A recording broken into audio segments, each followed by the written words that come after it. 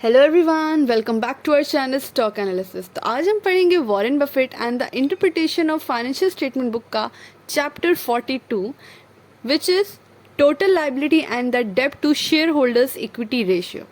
तो बिना किसी देरी के चलिए शुरू करते हैं अपने चैप्टर के साथ। जब हम किसी कंपनी के करंट और नॉन करंट लाइबिलिटी को ऐड कर देते हैं तो हमें कंपनी की टोटल लाइबिलिटी का पता चलता है।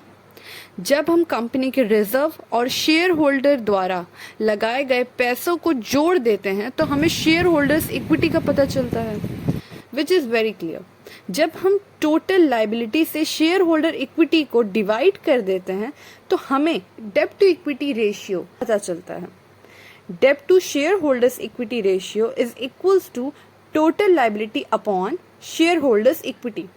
जिन कंपनीज के पास ड्यूरेबल कम्पिटिटिव एडवांटेज होता है उन्हें अपनी कंपनी को एक्सपेंड करने के लिए बैंक से बहुत ज़्यादा लोन की ज़रूरत नहीं पड़ती या फिर बिल्कुल भी लोन की ज़रूरत नहीं पड़ती, क्योंकि ऐसी कंपनियां अपने प्रॉफिट से ही ढेर सारा रिजर्व में पैसे इकट्ठा कर लेती हैं।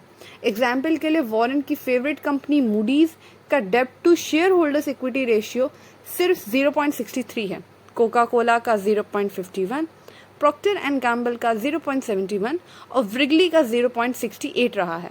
इन सभी कंपनी के पास ड्यूरेबल कम्पिटिटिव एडवांटेज हैं, जबकि गुड ईयर टायर कंपनी की डेब्ट टू इक्विटी रेशियो 4.35 रहा है और फोर्ड कंपनी का डेब्ट टू इक्विटी रेशियो 38.0। इसका मतलब ये हुआ कि फोर्ड कंपनी को चलाने के लिए प्रति $1 शेयर होल्डर के पैसे के साथ $38 कर्जा लेना पड़ रहा है।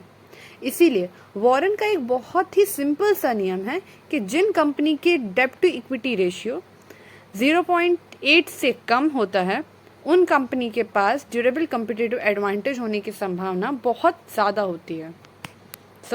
अगर आपको हमारा वीडियो पसंद आया हो और वीडियो इन्फॉर्मेटिव लगा हो तो please like share and subscribe to our channel. तब तक के लिए थैंक्स फॉर वॉचिंग। जय हिंद, जय भारत।